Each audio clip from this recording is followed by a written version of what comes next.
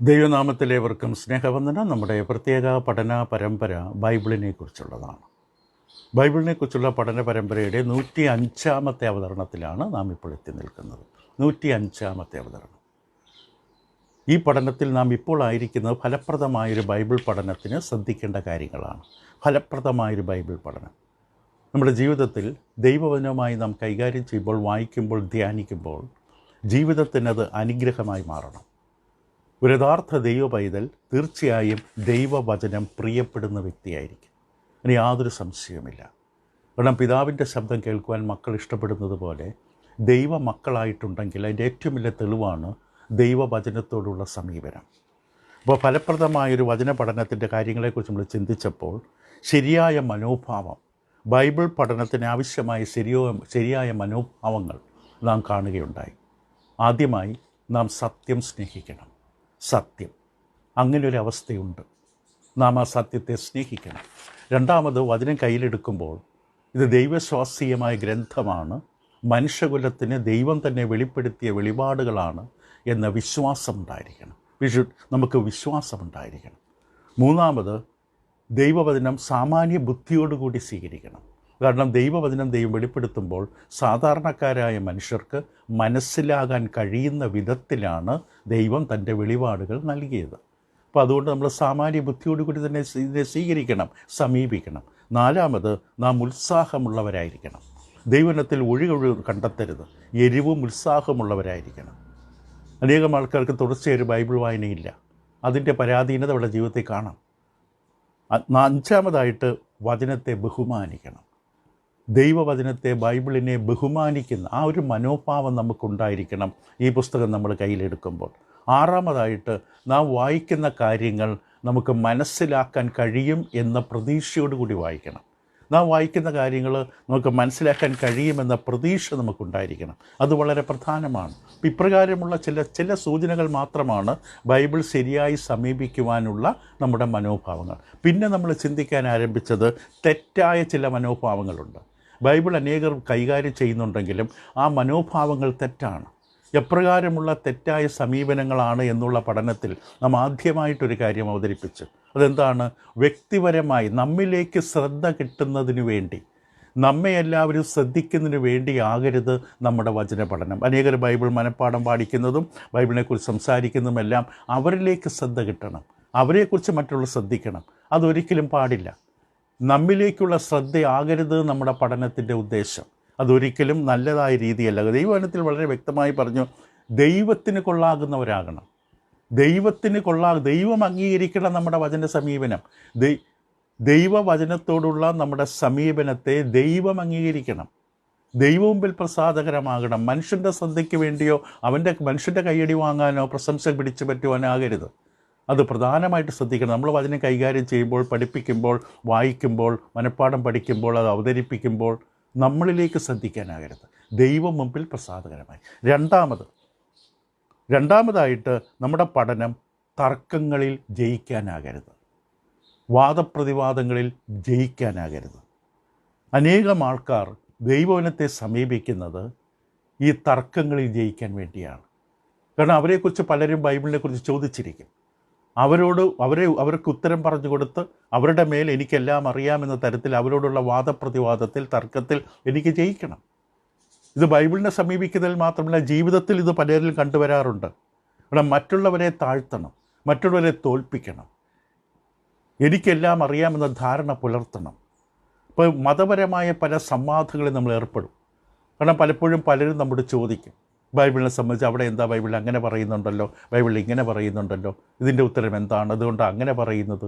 ഇങ്ങനെയുള്ള പല സംവാദങ്ങൾ ഏർപ്പെടുമ്പോൾ നാം അതിന് ഉത്തരം കണ്ടെത്താൻ വേണ്ടിയാകരുത് ബൈബിൾ വായിക്കുന്നത്. അവരോട് അങ്ങനെ ഉത്തരം പറഞ്ഞു കൊടുത്ത് നാം അവരെ തോൽപ്പിക്കണമെന്ന ലക്ഷ്യത്തോടുകൂടിയാകരുത്.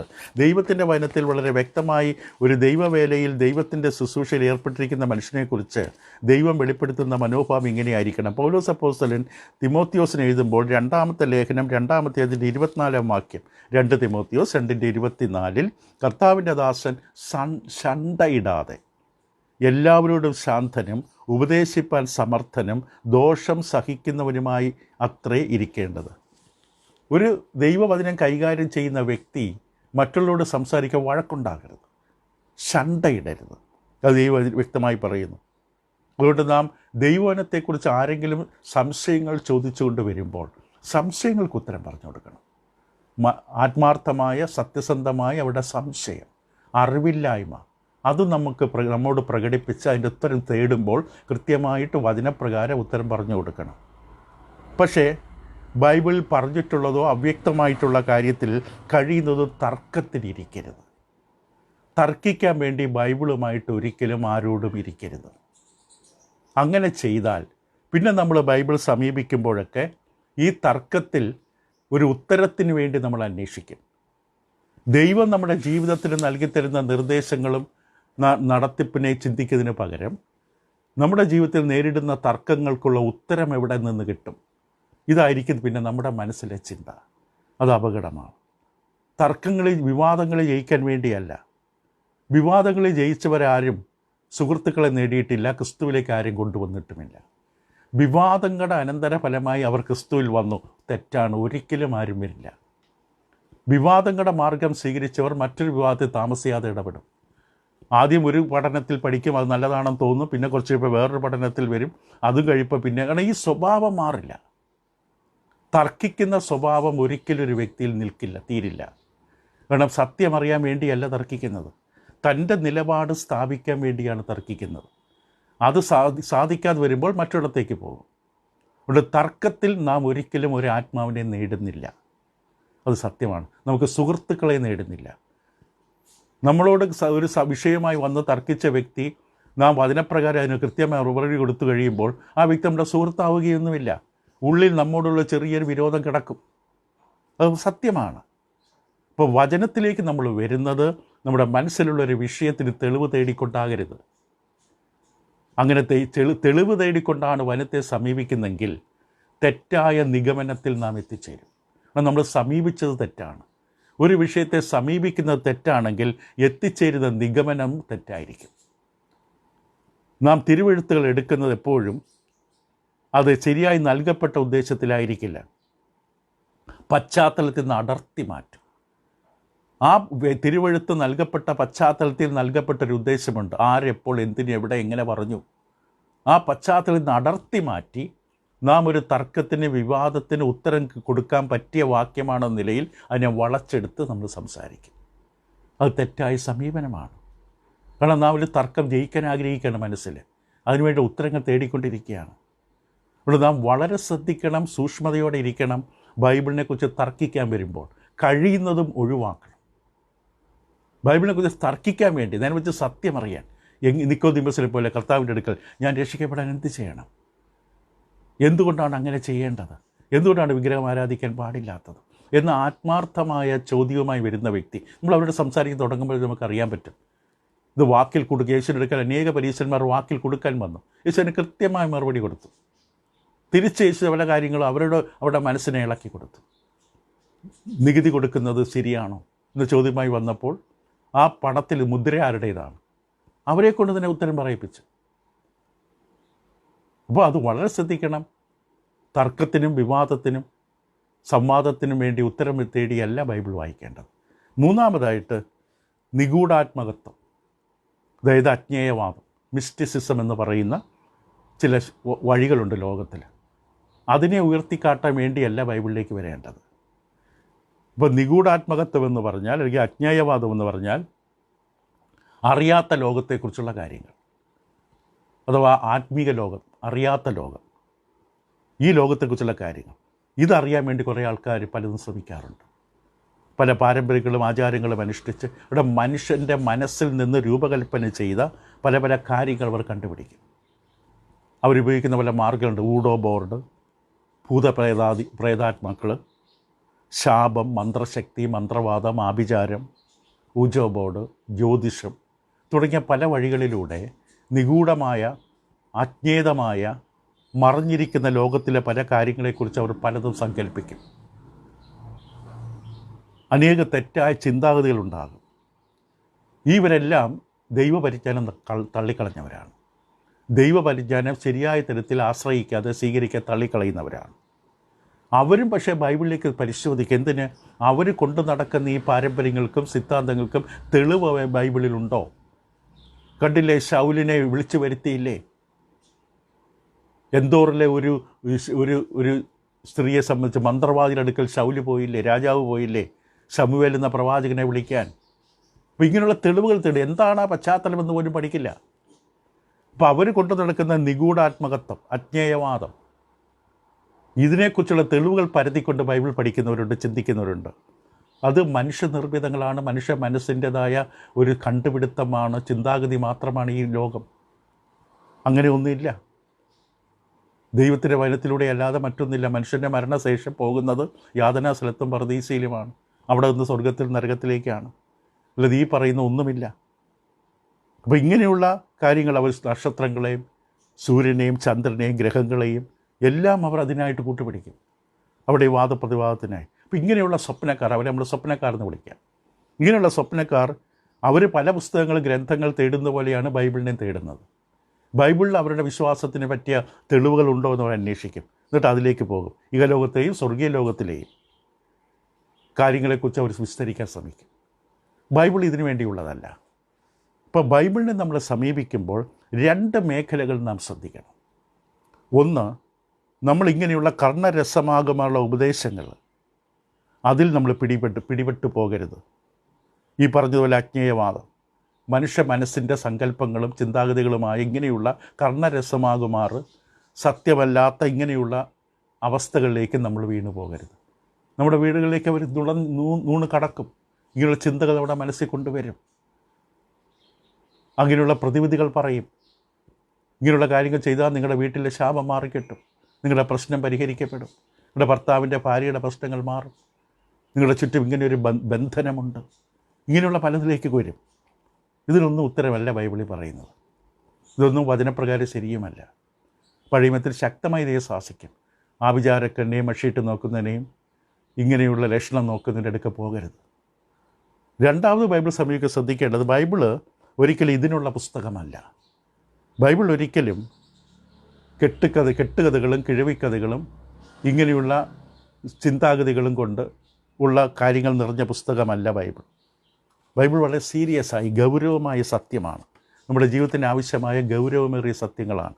പൗലോസ് അപ്പോസ്തലൻ തിമോത്തിയോസോട് പറയുമ്പോൾ 2 തിമോത്തിയോസ് 4 3-4 വാക്കുകൾ ഇങ്ങനെ പറഞ്ഞ് ശ്രദ്ധിക്കുക. അവർ പത്യോപദേശം പൊറുക്കാതെ കർണരസമാകുമാറ് സ്വന്തം മോഹങ്ങൾക്കൊത്തവണ്ണം, ഇതൊക്കെ സ്വന്തം മോഹത്തിൻ്റെ ഫലങ്ങളാണ്, സ്വന്തം മോഹങ്ങൾക്കൊത്തവണ്ണം ഉപദേഷ്ടാക്കന്മാരെ പെരുക്കുകയും സത്യത്തിന് ചെവി കൊടുക്കാതെ കെട്ടുകഥ കേൾക്കാൻ തിരിയുന്ന കാലം വരും. കെട്ടുകഥകൾ, മനുഷ്യൻ നിർമ്മിച്ചുണ്ടാക്കിയ കഥകൾ, ഭാവനാ സൃഷ്ടികൾ, സങ്കല്പങ്ങൾ, അനേകം ആൾക്കാർ അത് വിശ്വസിക്കും. അപ്പോൾ ഇതിനല്ല ബൈബിൾ. ബൈബിൾ ഇങ്ങനൊരു ഗ്രന്ഥവുമല്ല. നാലാമതായിട്ട്, ലോകപ്രകാരമുള്ള മനോഭാവത്തോടു കൂടി ബൈബിൾ വായിക്കാൻ ശ്രമിക്കരുത്, പഠിക്കാൻ ശ്രമിക്കരുത്. ലൗകിക മനോഭാവം. ബൈബിൾ പറയുന്നത് എന്ത് എന്ന് സത്യസന്ധമായി അംഗീകരിക്കാൻ കഴിയാത്ത ഒരു വ്യക്തി താൻ ഇപ്പോൾ ജീവിക്കുന്ന ജീവിതവും താൻ ചെയ്തുകൊണ്ടിരിക്കുന്ന, പരിശീലിച്ചുകൊണ്ടിരിക്കുന്ന പല കാര്യങ്ങളും തമ്മിൽ വൈരുദ്ധ്യം കാണും. ബൈബിൾ അതിനെ വ്യക്തമായി വിശദമായിട്ട് വ്യാഖ്യാനിക്കും, വിരോധമാണെന്ന് പറയും. പക്ഷെ അത് അംഗീകരിക്കാൻ തയ്യാറാകില്ല.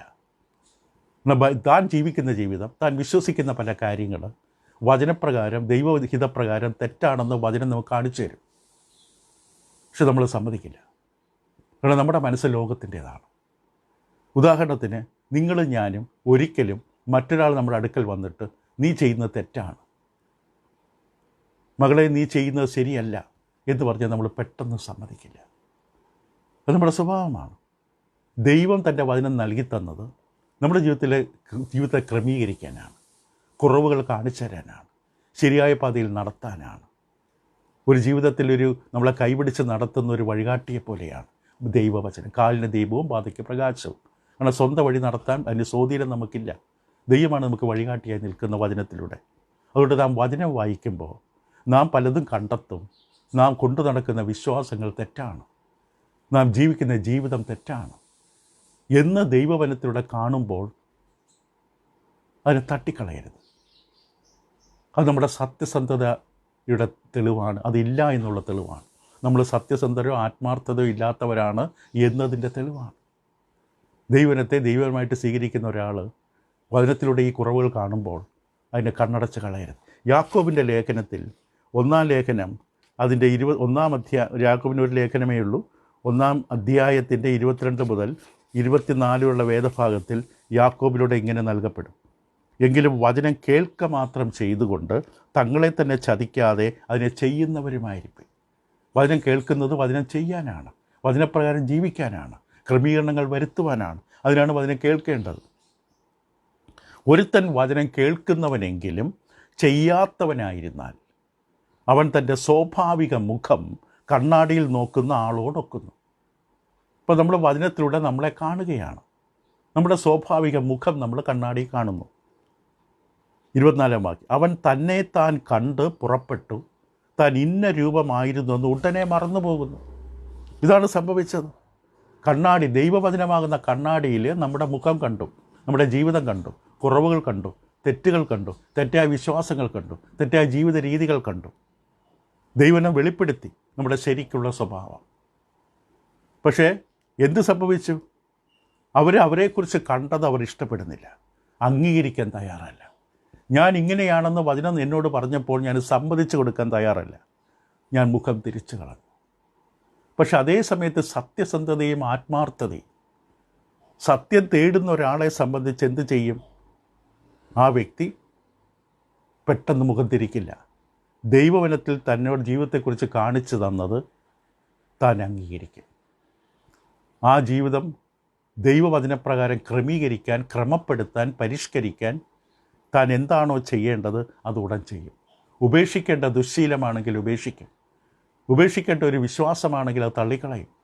കൂട്ടിച്ചേർക്കേണ്ടതാണെങ്കിൽ കൂട്ടിച്ചേർക്കും. മറ്റുള്ളവരുടെ ബന്ധത്തിൽ താൻ വരുത്തേണ്ട പരിഷ്കാരം, പരിവർത്തനം എന്താണോ അത് ഉടൻ വരുത്താൻ തീരുമാനിക്കും. ക്ഷമ ചോദിക്കേണ്ട ഒരു ക്ഷമ ചോദിക്കും. ക്ഷമിക്കേണ്ടവർ ക്ഷമിച്ചു കൊടുക്കും. കാരണം എൻ്റെ മുഖം എന്നെ കാണിച്ചു തന്നു വചനം. ദൈവം എനിക്ക് വചനത്തിലൂടെ എൻ്റെ ജീവിതത്തെ കാണിച്ചു തന്നു. നിത്യത്തിലേക്ക് പോകേണ്ട ഞാൻ ഈ പ്രശ്നങ്ങളിൽ കിടക്കുകയാണ്. ഇതെന്നെ തളർത്തിക്കളയും, പരാജയപ്പെടുത്തും. അതുകൊണ്ട് ഉടൻ പരിഹരിക്കും. അത് സത്യസന്ധതയാണ്, ആത്മാർത്ഥതയാണ്. നേരെ ഇതില്ലാത്തൊരാൾ, ജീവിതത്തിൽ ആത്മാർത്ഥതയോ സത്യസന്ധത ഇല്ലാത്ത ഒരാൾ ആ വേദഭാഗത്തെ തള്ളിക്കളയും. തൻ്റെ വിശ്വാസവും ജീവിതവും പെരുമാറ്റത്തെക്കുറിച്ച് വചനം കാണിച്ചു തന്ന കുറവുകളെ താൻ തള്ളിക്കളയും. എന്താണ് ദൈവം എന്നോട് പറഞ്ഞത്, എൻ്റെ ഏത് പാപമാണ് എന്നോട് ദൈവം ശാസിച്ചത്, അതൊന്നും ആ വ്യക്തി സ്വീകരിക്കില്ല. കാരണം ഇതൊരു തെറ്റായ മനോഭാവമാണ്. ഇങ്ങനെയുള്ളൊരു മനോഭാവത്തിൻ്റെ വചനം പഠിച്ചാൽ, കാരണം എന്തെല്ലാം കേട്ടാലും പറഞ്ഞാലും തിരുത്താൻ തയ്യാറല്ല, മാറ്റം വരുത്താൻ തയ്യാറല്ല. അങ്ങനെയുള്ള ബൈബിൾ വായിച്ചിട്ട് യാതൊരു കാര്യമില്ലെന്ന് മാത്രമല്ല, അവർക്ക് വരാൻ പോകുന്നൊരു വലിയ അബദ്ധം കൂടിയുണ്ട്. അതിനെക്കുറിച്ചും ബൈബിളിൽ വ്യക്തമായി പറയും. ബൈബിൾ കേൾക്കുന്നു, പക്ഷേ ജീവിതത്തിൽ മാറ്റം വരുത്താൻ തയ്യാറാണെങ്കിൽ നമ്മൾ വിചാരിക്കുന്ന പോലെ വലിയ പ്രശ്നമൊന്നും വരില്ല. അത് എന്നല്ല, വലിയ അപകടമാണ്. നിരന്തരമായി ബൈബിൾ കേൾക്കുന്നു, ബൈബിൾ പഠിക്കുന്നു, ബൈബിൾ വായിക്കുന്നു, അല്ലെങ്കിൽ ബൈബിൾ ക്ലാസ് പ്രസംഗിക്കുന്നു, പക്ഷേ ജീവിതത്തിൽ മാറ്റം വരുത്താൻ തയ്യാറല്ലെങ്കിൽ ഒരിക്കൊന്നും വരില്ല എന്നൊരു ധാരണ അബദ്ധമാണ്, ഒരു മൂഢത്തരമാണ്. പക്ഷേ വചനത്തിൽ എന്താ പറയുന്നത്?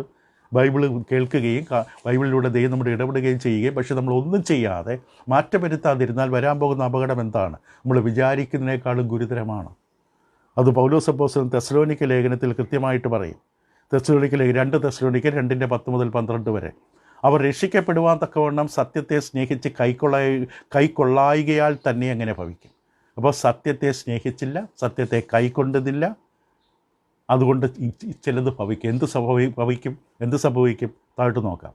11-ാം വാക്യം: സത്യത്തെ വിശ്വസിക്കാതെ അനീതിയിൽ, നേരത്തെ പറഞ്ഞ പോലെ കെട്ടുകഥകളും കിഴവിക്കഥകളും ഗൂഢാത്മകഥകളും മറഞ്ഞിരിക്കുന്ന ലോകത്തിലെ കാര്യങ്ങളെന്നൊക്കെ പറഞ്ഞുകൊണ്ട് കടന്നു വരുന്ന പല ചിന്താഗതികളൊക്കെ സ്വീകരിക്കുന്ന, അനീതിയിൽ രസിക്കുന്ന ഏവർക്കും ന്യായവിധി വരേണ്ടതിന് ദൈവം അവർക്ക് ഭോഷ്ക് വിശ്വസിക്കുമാറ് വ്യാജത്തിൻ്റെ വ്യാപാര ശക്തി അയക്കുന്നു. ദൈവനം കേൾപ്പിച്ചു, ദൈവനം അവരെ അറിയിച്ചു, അവരുടെ കുറവുകളെ കാണിച്ചു കൊടുത്തു, തിരുത്തേണ്ട കാര്യങ്ങൾ പറഞ്ഞു കൊടുത്തു. പക്ഷെ തയ്യാറല്ല, സ്വീകരിക്കാൻ തയ്യാറല്ല, മാറ്റം വരുത്താൻ തയ്യാറല്ല. അവർക്ക് അനീതിയിൽ തന്നെ രസിച്ച് മുന്നോട്ട് പോകണം. ഇതേപോലെ ഇനി നിങ്ങൾ സത്യം അറിയണ്ട, നിങ്ങളിനി സത്യം അറിയണ്ട. കാരണം അതിനുള്ള അവസരങ്ങൾ കൊടുത്ത് ദൈവം നീതിമാനാണ്. ഇതിൻ്റെ ഭാഗത്ത് പിഴവ് വരില്ല. ദൈവം കൃത്യമായ അവസരങ്ങൾ കൊടുത്തിട്ടാണ് ഈ ന്യായവിധി അയച്ചത്. എന്താ ന്യായവിധി? ഇനി നിങ്ങൾ വ്യാജം വിശ്വസിക്കും, ഭോഷ്ക് വിശ്വസിക്കും. അത് സത്യമെന്ന രീതിയിൽ അതിനെ വിശ്വസിക്കും. അതിൽ നിന്ന് പുറത്ത് കിടക്കില്ല. ആ വിഗ്രഹം ചുമന്നുകൊണ്ട് നടക്കും. ആ അന്ധവിശ്വാസത്തിൽ കുടുങ്ങിക്കിടക്കും. ആ ദുരുപദേശത്തിൽ കിടക്കും. യേശുക്രിസ്തു ദൈവമല്ലെന്ന് പറയുന്ന അന്ധവിശ്വാസത്തിൽ കുടുങ്ങിപ്പോകും. അങ്ങനെ ദൈവത്തിന് ന്യായവിധിയാണ്. അവർക്ക് അവസരം കൊടുത്തു ദൈവം, പക്ഷെ അവർ സ്വീകരിക്കാൻ തയ്യാറായി. ഇത് വളരെ പ്രധാനമാണ്. അപ്പോൾ നാം ഒരു സത്യം മനസ്സിലാക്കുമ്പോൾ, നമ്മുടെ വ്യക്തിപരമായ വചന പഠനത്തിലോ പ്രസംഗത്തിലോ ക്ലാസ്സിലൂടെ വചനസത്യം മനസ്സിലാക്കുമ്പോൾ നമ്മെ അംഗീകരിക്കുകയും അനുസരിച്ച് ജീവിക്കുകയും വേണം. ജീവിതത്തിൽ മാറ്റം വരുത്തണം. നമ്മുടെ അഹങ്കാരവും നിഗളതയും നിമിത്തം നാം സത്യസന്ധമായ വചന പഠനത്തിന് തടസ്സം വരുത്തരുത്. വചനം പിന്നെ പഠിച്ചാൽ മനസ്സിലാകില്ല. കേൾക്കുന്നുണ്ടൊന്നും ഒരു പ്രയോജനമില്ലാത്ത വ്യക്തി പിന്നെ പഠിച്ചിട്ടോ വായിച്ചിട്ടോ ഒരു ഗുണവുമില്ല. ഇതാണ് മിക്കയിടത്തും ദൈവമക്കളിൽ സംഭവിക്കുന്നത്. അഞ്ചാമതായിട്ട് കാര്യങ്ങളൊന്ന് അവതരിപ്പിക്കുക. ഒരു പോയിൻ്റ് മാത്രം പറഞ്ഞ് ബാക്കി അടുത്ത ദിവസം ചിന്തിക്കാം. അപക്വമായ മനോഭാവം, പക്വതയില്ലാത്ത മനോഭാവത്തിലൂടെ ബൈബിൾ സമീപിച്ചിട്ട് യാതൊരു കാര്യമില്ല. ബൈബിൾ നമ്മൾ സമീപിക്കുമ്പോൾ സൂക്ഷ്മബുദ്ധി, തെളിഞ്ഞ ബുദ്ധിയോടുകൂടി സമീപിക്കണം. അതിന് എന്തുകൊണ്ട്? ഒരു കാരണം പറയാം. നമ്മുടെ രക്ഷ അടിസ്ഥാനപ്പെട്ടിരിക്കുന്ന വചനപരിജ്ഞാനത്തിലാണ്. നമ്മുടെ രക്ഷയുടെ അടിസ്ഥാന വചനപരിജ്ഞാനമാണ്. അവളുടെ നിത്യരക്ഷ അത് വചനപരിജ്ഞാനത്തിലാണ്. യാക്കോബ് തൻ്റെ ലേഖനത്തിൽ 1-ാം ലേഖനം 1-ാം അധ്യായത്തിൽ 21-ാം വാക്യത്തിൽ യാക്കോബ് പറഞ്ഞു, ആകയാൽ എല്ലാ അഴുക്കും ദുഷ്ടരുടെ ആധിക്യവും വിട്ട് നിങ്ങളുടെ ആത്മാക്കളെ രക്ഷിപ്പാൻ ശക്തിയുള്ളതും ഉൾനട്ടതുമായ വചനം സൗമ്യതയോടെ കൈക്കൊള്ളുവിൻ. ആത്മാക്കളെ രക്ഷിപ്പാൻ ശക്തിയുള്ള വചനം, അതിനെ സൗമ്യതയോടെ കൈക്കൊള്ളണം. നമ്മുടെ രക്ഷ അടിസ്ഥാനപ്പെട്ടിരിക്കുന്ന വചനത്തിലാണ്, അതിൻ്റെ പരിജ്ഞാനത്തിലാണ്. അതിനെക്കുറിച്ച് പത്രോസും തൻ്റെ ലേഖനത്തിൽ വ്യക്തമായിട്ട് തന്നെ, പത്രോസിൻ്റെ 1-ാം ലേഖനം 1-ാമത്തെ 22-ാം വാക്യത്തിൽ പത്രോസ് പറഞ്ഞു, എന്നാൽ സത്യം അനുസരിക്കാൻ നിങ്ങളുടെ ആത്മാക്കളെ നിർവ്യാജമായ സഹോദരപ്രീതിക്കായി നിർമ്മലീകരിച്ചിരിക്കൊണ്ട് ഹൃദയപൂർവ്വം അന്യോന്യമുറ്റ സ്നേഹിപ്പിൻ. സത്യം അനുസരിക്കാൻ നിങ്ങളുടെ ആത്മാക്കളെ നിർവ്യാജമായ സഹോദരപ്രീതിക്കായി നിർമ്മലീകരിച്ചു. ആത്മാവിൻ്റെ നിർമ്മലീകരണം സത്യമനുസരിക്കുമ്പോൾ, വചനമനുസരിക്കുമ്പോഴാണ്. എന്നിട്ട് എന്താണ് അവിടെ സത്യവനത്തെക്കുറിച്ച് പറയുന്നത്? 23-ാം വാക്യം, കെടുന്ന ബീജത്താലല്ല, കെടാത്തതിനാൽ ജീവനുള്ളതും നിലനിൽക്കുന്നതുമായ ദൈവവചനത്താൽ തന്നെ. ദൈവത്തിൻ്റെ ബീജം പോലെ, ഒരു വിത്ത് പോലെയാണ് അവതരിപ്പിച്ചത്. വിത്ത് നമ്മളൊരു മണ്ണിലിട്ട ആ വിത്ത് ആ മണ്ണിൽ ലയിച്ച് ചേർന്ന് ഒരു പുതിയ ചെടി ഉണ്ടാകും. ദൈവവചനമാകുന്ന വിത്ത് നമ്മുടെ ഹൃദയത്തിൽ വീണ് കഴിഞ്ഞാൽ ഒരു നിർമ്മലീകരണം സംഭവിക്കും. അപ്പോൾ കെടുന്ന ബീജത്താലല്ല, കെടാത്തതിനാൽ ജീവനുള്ളതും നിലനിൽക്കുന്നതുമായ ദൈവവചനത്താൽ തന്നെ നിങ്ങൾ വീണ്ടും ജനിച്ചിരിക്കുന്നു. അപ്പോൾ ഇതാണ് വചനത്തിൻ്റെ പ്രാധാന്യത്തെ കാണിക്കുന്നൊരു കാര്യം. അപ്പോൾ നമുക്ക് വചനത്തെക്കുറിച്ചുള്ള നമ്മുടെ പരിജ്ഞാനം വളരെ പ്രധാനമാണ്. നമ്മുടെ ജീവിതത്തിൽ രക്ഷയെക്കുറിച്ചുള്ള കാര്യങ്ങൾ നമ്മൾ സമീപിക്കുമ്പോൾ വചന പരിജ്ഞാനമില്ലാത്ത രക്ഷയിൽ മുന്നോട്ട് പോകില്ല.